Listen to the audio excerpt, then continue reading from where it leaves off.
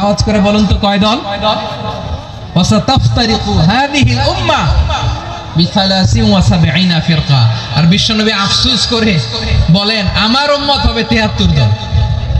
ইহুদি ৭১ দল, নাসারা ৭২ দল, আর আমার উম্মত বুঝে থাকলে আওয়াজ করে বলেন। বিশ্বনবী বলেছেন আমার উম্মত ভাগ হবে কয় দলে? কুল্লুহা ফিন্নার, সব জাহান্নামে যাবে, ইল্লা ওয়াহিদা, একটা দল ছাড়া। সাজিয়ে নিয়ে আসছে, যেটা বলবো এটা ব্রেন থেকে হারিয়ে যায় আর মনে রাখতে পারি না। জান নিয়েই তো টানাটানি, আমি মনে রাখবো কি? জান নিয়ে টানাটানি। তো যদি আমরা প্রতিটা বড় বড় পাবলিক ইভেন্টে যদি এরকম করি, আমাদের পক্ষে কি আর ময়দানে কথা বলা সম্ভব হবে? বাধ্য হয়ে পরে ফেসবুকে ঘোষণা দিব যে আমি আর তাফসির মাহফিলে নাই, আমি মসজিদের হালাকা করব, 20 জন নিয়ে আমি দাওয়াতি কাজ করব, যথেষ্ট, গুড ইনাফ। এটাই আপনারা চান নাকি? এটাই চান? তো একটু মেহরবানি করে চুপ করা যাবে না, জায়গা না হলে পেছনে চলে যান।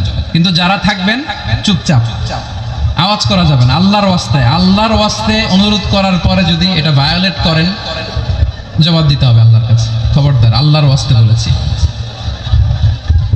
আওয়াজ করা যাবে না। ভাইয়েরা, এইভাবে আলোচনা করা যায় না, মেহরবানি করে আওয়াজ করবেন না। আমার দিকে তাকান। আজকে যে টপিকটা নিয়ে আমি আপনাদের সামনে কথা বলবো সেটা হচ্ছে আমাদের ধর্মীয় জীবনে, সামাজিক জীবনে, রাষ্ট্রীয় জীবনে ঐক্যবদ্ধ থাকার গুরুত্ব। The importance of unity in our life. আমরা ঐক্যবদ্ধ থাকতে চাই কি চাই না? এই আপনাদের গলার আওয়াজ। আমরা ঐক্যবদ্ধ জীবন যাপন করতে চাই কি চাই না? চাই। ঐক্যের কোনো বিকল্প নাই। গত 50 বছর তো দেখেছি এই ডিসইউনিটি, অনৈক্য, বিভেদ, বিচ্ছিন্নতা আমাদেরকে কোথায় নিয়ে গিয়েছে। এই যে দেখেন, কিছুদিন আগে আমাদের বর্তমান নেতা ডক্টর ইউনূস, উনি সব রাজনৈতিক নেতৃবৃন্দদেরকে ডেকেছেন একটা ইস্যুকে কেন্দ্র করে। তার মানে গোটা বাংলাদেশ এক হয়ে গিয়েছে। আমরা সবাই উদ্বেলিত হয়েছি, উচ্ছ্বসিত হয়েছি, ঠিক কিনা বলেন? রাজনৈতিক নেতাদেরকে ডেকেছেন উনি, আমরা এক হয়েছি। এরপরে ধর্মীয় অঙ্গনের যে লিডাররা, বিভিন্ন ধর্মের, শুধু মুসলিম না, সবাইকে ডেকেছেন, আমরা ঐক্যবদ্ধ হয়েছি। এটাকে বলে ন্যাশনাল ইউনিটি, জাতীয় ঐক্য। যে কোনো ধরনের কনস্পাইরেসি, ষড়যন্ত্র, আধিপত্যবাদ মোকাবেলায় জাতীয় ঐক্যের চেয়ে মুখ্য হাতিয়ার আর নাই। আমাদের একটা প্রতিবেশী দেশ আছে, আমরা আমাদের দেশ নিয়ে যত ভাবি তারা তার চেয়ে বেশি ভাবে। কথা বুঝতেছেন না? আরো ভেঙে বলতে হবে। হ্যাঁ, আমরা আমাদের দেশ নিয়ে যত উদ্বিগ্ন, এদের আরো টেনশন বেশি। বলেন, আমাদের দেশে শান্তি আছে না নাই? আমরা হিন্দু মুসলিমে কখনো দাঙ্গা লাগে? আসতে বলেন, কেন লাগে? ওদের পূজা পার্বণে আমাদের মাদ্রাসার ছেলেরা যে পাহারা দেয়, চিল্লায় বলেন ঠিক কিনা? আমাদের তাফসির মাহফিলের সময় ওরা ডিস্টার্ব করে, ঢোল বাজায় না। ওদের পূজা পার্বণের সময় আমাদের তাফসির মাহফিলের ডেট হলে আমরা চেঞ্জ করে দেই। সুবহানাল্লাহ, কি সাম্প্রদায়িক সম্প্রীতির রোল মডেল। আর ওই বাংলাদেশের ব্যাপারে তারা অনেক ডিসইনফরমেশন ছড়াচ্ছিল। ভারতের অনেকগুলো গণমাধ্যম, আমি জেনারেলাইজ করব না, আমাদের প্রতিবেশী দেশের সব গণমাধ্যমকে আমি দোষ দিতে চাই না, অনেকগুলো গণমাধ্যম তারা ডিসইনফরমেশন শেয়ার করেছে। ডিসইনফরমেশন আর মিস ইনফরমেশনের পার্থক্য আছে। মিস ইনফরমেশন না জেনে ভুল বুঝে একটা মিথ্যা বা ভুল তথ্য ছড়িয়ে দেয়া, এটার ক্ষমা আছে, এটার কি আছে? আর ডিসইনফরমেশন মানে ইচ্ছা করে, প্ল্যান করে, ম্যাপ করে, ছক এঁকে মিথ্যা, গুজব, রটনা সোশ্যাল মিডিয়ায় ছড়ানো, এটার ক্ষমা আছে? আওয়াজ করে বলেন, ক্ষমা আছে? ভারতের কিছু গণমাধ্যম তাই করেছে, আমরা ব্যথিত হয়েছি, আমাদের হৃদয়ে রক্তক্ষরণ হয়েছে। আমাদের প্রতিবেশী দেশকে বলতে চাই, আমাদের দেশ নিয়ে আপনাদের ভাবার দরকার নাই। নিজের চরকায় তেল দেন, নিজের দেশ নিয়ে ভাবেন। গত মাসের ভয়েস অফ আমেরিকার রিপোর্ট, বাংলাদেশে সংখ্যালঘু জনগোষ্ঠী আগের চেয়ে বেশি নিরাপত্তা পাচ্ছে। Report voice of America, Muslim report নাকি? মুসলিম জরিপ, ভয়েস অফ আমেরিকা। কথা বোঝে নাই বোধহয়। ভয়েস অফ আমেরিকা কি আমাদের রিপোর্ট না? ভয়েস অফ আমেরিকার জরিপ, বাংলাদেশের সংখ্যালঘু জনগোষ্ঠী আগের চেয়ে ভালো নিরাপত্তা পাচ্ছে। শুধু এখানেই শেষ না, মাইক্রোসফটের একটা জরিপ শোনাই আপনাদেরকে। তারা সারা পৃথিবীতে গুজব, ভুয়া আর মিথ্যা নিউজ ছড়ানোতে কোন দেশ সেরা একটা রিপোর্ট করেছে। এর মধ্যে 1 নম্বরে এসেছে ভারতের নাম। মাইক্রোসফট তো মুসলমানরা চালায় না, কথা বোঝে নাই বোধহয়। প্রতিবেশী দেশকে বলবো, আপনারা নিজের চরকায় তেল দেন, আপনারাও শান্তিতে থাকেন, আমাদেরকেও শান্তিতে থাকতে দেন। সব চেঞ্জ করা যায়, প্রতিবেশী চেঞ্জ করা যায় না। আমাদের ল্যান্ড তাদের ল্যান্ড, পাশাপাশি। আমরা চাই তারাও সুখে থাক, আমরাও সুখে থাকি, ঠিক কিনা? কিন্তু প্রতিবেশী হলে বন্ধুত্বপূর্ণ আচরণ করতে হয়। প্রতিবেশী যদি বন্ধু না হয়ে প্রভু হতে চায়, এরকম দানব প্রতিবেশী কেউ চায় না।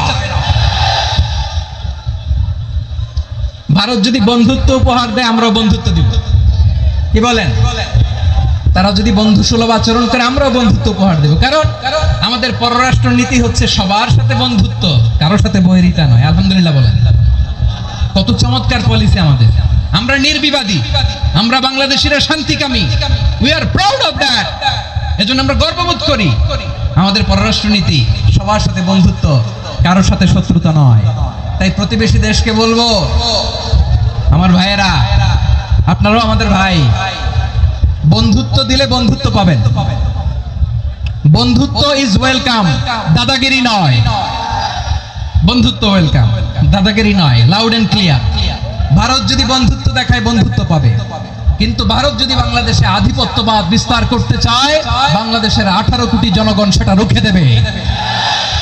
ভারত যদি গৌর গোবিন্দের ভূমিকায় নামতে চায়, দেশের 18 কোটি মুসলমান শাহজালালের ভূমিকায় নামবে।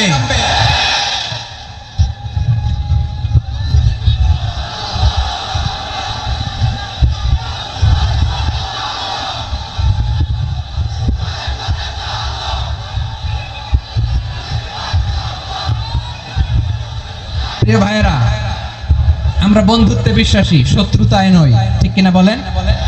আল্লাহ আমাদেরকে বোঝার তৌফিক দান করুন। তাহলে এই যে তারা বলেছে এদেশে সংখ্যালঘুরা কষ্টে আছে, দুঃখে আছে, এটা কি ঠিক? বলেন, এটা কি ঠিক? না, তারা ডিস ইনফরমেশন শেয়ার করেছে, এটা ঠিক নয়। আমার প্রতিবেশী বন্ধু রাষ্ট্রকে বলবো, আপনারা এটা করবেন না, এটা করবেন না। আমরা শান্তিতে আছি, আপনারাও শান্তিতে থাকেন, আমাদেরকেও শান্তিতে থাকতে দেন। এই যে চিটাগাংয়ের অ্যাডভোকেট আলিফ হত্যাকাণ্ডে গোটা বাংলাদেশ আমরা ধৈর্যের পরাকাষ্ঠা দেখিয়েছে, চিল্লায় বলেন, ঠিক কিনা? আমাদের নেতা আমাদেরকে ডেকেছে, আমরা শান্ত থেকেছি। আমরা শান্ত থাকতে চাই, আমরা ঐক্যবদ্ধ থাকতে চাই। যে কোনো ষড়যন্ত্র রুখে দেওয়ার জন্য ঐক্যবদ্ধ প্রচেষ্টার কোনো বিকল্প নাই। তাই আজকের আলোচনার ছোট্ট একটা টপিক আমি শিরোনাম ঠিক করেছি, আমাদের জীবনে, সমাজ জীবনে, ধর্মীয় জীবনে, রাষ্ট্রীয় জীবনে ঐক্যবদ্ধ থাকার গুরুত্ব। এবার আওয়াজ করে পেকুয়ার ভাইয়েরা বলেন, আমরা ঐক্যবদ্ধ জীবনযাপন করতে চাই কি চাই না? আল্লাহ তাআলা সে নির্দেশনাই দিচ্ছেন। আল্লাহ তাআলা ইরশাদ করছেন, ওয়া'তাসিমু বিহাবলিল্লাহি জামিআন ওয়া লা তাফাররাকু ওয়াযকুরু নি'মাতাল্লাহি আলাইকুম ইয কুনতুম আ'দাআন ফাআল্লাফা বাইনা কুলুবিকুম فأصبحتم بنعمته إخوانا وكنتم على شفا حفرة من النار فأنقذكم منها كذلك يبين الله لكم آياته لعلكم تهتدون الله أكبر পড়েন আল্লাহ বললেন, ও গোলামেরা শোনো, ওয়া'তাসিমু বিহাবলিল্লাহি জামিআ, ও আমার গোলামেরা সবাই মিলে আল্লাহর রশিকে আঁকড়ে ধরো। আল্লাহর রশি হলো ইসলাম, আল্লাহর রশি হলো কোরআন। আল্লাহ বললেন, কোরআনকে আঁকড়ে ধরো, ইসলামকে আঁকড়ে ধরো। একা একা আঁকড়ে ধরলে চলবে না, জামিআ, সবাই মিলে আঁকড়ে ধরো। এই আদেশটা আমাদের জন্য দান করেছেন কে? আল্লাহ তাআলার নির্দেশ, ওয়া'তাসিমু বিহাবলিল্লাহি জামিআ, সবাই মিলে আল্লাহর রশিকে আঁকড়ে ধরো। হাবলুল্লাহ মানে আল্লাহর রশি। হাবলুল্লাহ মানে কি? রশি। এই হাবলুল্লাহ আল্লাহর রশি বা আল্লাহর রজ্জু দ্বারা উদ্দেশ্য হচ্ছে ইসলাম। আল্লাহর রশি দ্বারা উদ্দেশ্য কি? তাফসিরে অনেক ব্যাখ্যা এসেছে। এই এরকম পরিস্থিতিতে তাফসিরের সূক্ষ্ম সূক্ষ্ম বিষয়গুলো আমরা শোনাতে চাই, কিন্তু পরিবেশ হয়ে ওঠে না। আল্লাহর রজ্জু বা আল্লাহর রশি দ্বারা উদ্দেশ্য হচ্ছে ইসলাম। আল্লাহ রজ্জু আল্লাহ রশিদার উদ্দেশ্য হচ্ছে কোরআন, কারণ কোরআন আমাদেরকে ঐক্যবদ্ধ করে, ইসলাম আমাদেরকে ঐক্যবদ্ধ করে। চিল্লায় বলেন ঠিক কিনা? এজন্য আল্লাহ বললেন, তোমরা আমার রশিকে আঁকড়ে ধরো, বিচ্ছিন্ন হয়ে না, আমার দেয়া নেয়ামতগুলো স্মরণ করো। যখন তোমরা ছিলে শত্রু, তোমাদের মধ্যে হৃদয়ে আমি আল্লাহ ভালোবাসা ঢেলে দিলাম, ফলে তোমরা সবাই ভাই ভাই হয়ে গেলে। তোমরা সবাই ছিলে জাহান্নামের কিনারায়, জ্বলন্ত অগ্নিকাণ্ডের পাশে। আমি আল্লাহ দয়া করে ঈমানের বদৌলতে তোমাদেরকে আগুন থেকে ফেরালাম।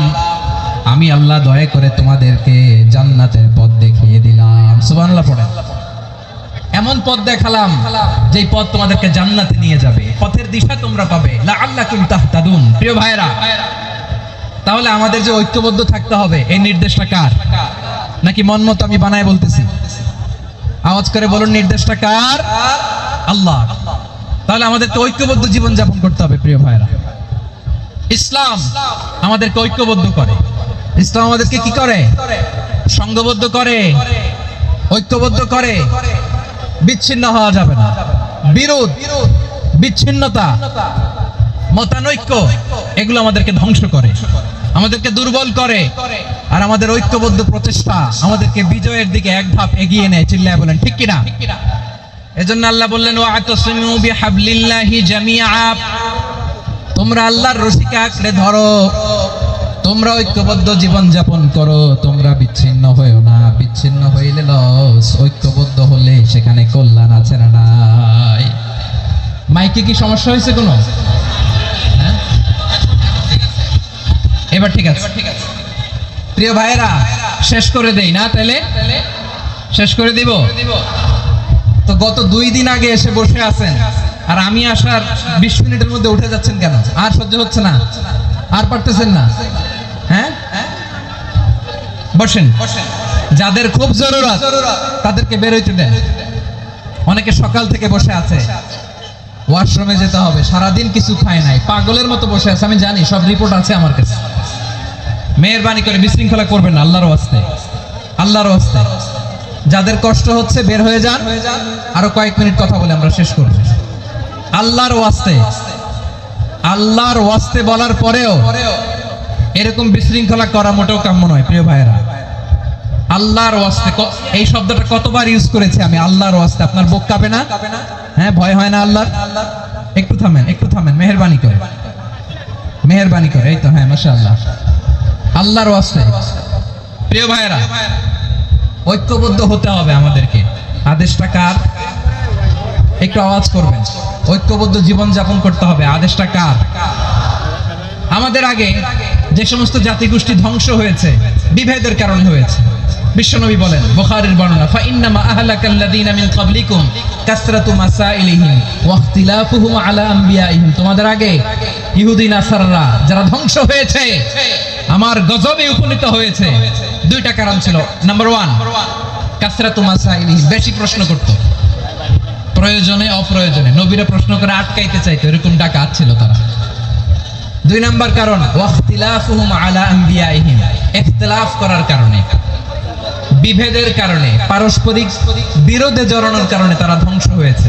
এখন বলেন, আমরা কি আল্লাহর গজব চাই? আমরাও কি তাদের মতো ধ্বংস হতে চাই? এজন্য আল্লাহ তাআলা সূরা আল ইমরানের 105 নম্বর আয়াতে বললেন, ওয়ালা তাকুনু কাল্লাযীনা তাফাররাকু ওয়াখতালাফু মিন বা'দি মা জাআহুমুল বাইয়িনাত ওয়া উলাইকা লাহুম আযাবুন আযীম। খবরদার, প্রমাণ পাওয়ার পরেও, দলিল নাজিল হওয়ার পরেও যারা বিরোধ করেছে, ইখতিলাফ করেছে, বিচ্ছিন্ন হয়েছে, খবরদার তোমরা তাদের মতো হয়ো না। যদি তাদের মতো হও তাহলে জেনে রাখো, ওয়া উলাইকা লাহুম আযাবুন আযীম, তাদের জন্য আমি মর্মন্তুদ শাস্তি প্রস্তুত করে রেখেছি। যারা বিচ্ছিন্ন হয়েছে, বিরোধ করেছে, তারা কারা? ইহুদি নাসারারা। এই আয়াতের তাফসীরে কাল্লাযীনা তাফাররাকু ওয়াখতালাফু, যারা বিচ্ছিন্ন হয়েছে, বিরোধ করেছে, তারা কারা? মুফাসসিরিন ইকরাম বলেছেন তারা ইহুদি নাসারারা। আওয়াজ করে বলুন তো, তারা কারা? ইহুদি নাসারারা। বিষ্ণু ইসা ইসলাম সুনানে আবু দাউদ এবং তিরমিজির হাদিসে বলেন ইফতারাকাতিল ইয়াহুদু আলা 71 ফিরকা, ইহুদিরা 71 দল হয়েছে। ইখতিলাফ করতে করতে কয় দল? সবাই বলে নাই কয় দল? ওয়াফতারাকাতিন নাসারা আলা 72 ফিরকা, আর নাসারারা হইছে 72 দল। আওয়াজ করে বলুন তো কয় দল? ওয়াসাতাফতারিকু হাদিহিল উম্মাহ ব73 ফিরকা। আর বিশ্বনবী আফসোস করে বলেন আমার উম্মত হবে 73 দল। ইহুদি 71 দল, নাসারা 72 দল, আর আমার উম্মত বুঝে থাকলে আওয়াজ করে বলেন। বিশ্বনবী বলেছেন আমার উম্মত ভাগ হবে কয় দলে? কুল্লুহা ফিন্নার, সব জাহান্নামে যাবে, ইল্লা ওয়াহিদা, একটা দল ছাড়া। সাহাবারা বললেন মান হিয়া ইয়া রাসূলুল্লাহ, সেই নাজাত প্রাপ্ত জান্নাতি দল কোনটা? আপনি কি আমাদের বলবেন না? আপনি মেহেরবানি করে একটু বলে দেন তারা কারা। বিশ্বনবী বললেন মা আনা আলাইহি ওয়া আসহাবি, আমি এবং আমার সাহাবারা যেই মতের উপর, যেই পথের উপর আছে, এই মত এবং পথের উপর যারা থাকবে তারাই জান্নাতের দল হয়ে যাবে। যারা আমার মত, আমার সাহাবীর মত এবং পথকে অনুসরণ করবে তারাই জান্নাতে যাবে। তাহলে প্রিয় ভাইরা, আমরা কি আর ইখতিলাফ করব? কাদা ছোড়াছুরি করব? করবেন না যে বোঝাই তো যাচ্ছে দৃশ্য দেখে। ধাক্কাধাক্কি যে আপনারা করবেন না। আপনাদের এই যে আমলনামা তো আমার কাছে আছে। পেকুয়ার ভাইরা, এটা তো আমার ওয়ার্ম আপ প্রোগ্রাম। আমার বিভাগীয় প্রোগ্রাম হচ্ছে 8 বিভাগে 8টা। কয়টা? এটা কেন নিলাম? নিয়ামতুল্লাহ নিজামীর জ্বালা থেকে বাঁচার জন্য নিলাম। ওর জ্বালা তো নেই, ও পারে না মালয়েশিয়া থেকে আমরা টেনে নিয়ে আস, চার্টার ফ্লাইট ভাড়া করে পারে না নিয়ে আস। এমন কোনো মাধ্যম নাই, এমন কোনো ওয়ে নাই, সে ধরে নাই। আর তার কাছে আমার কাছে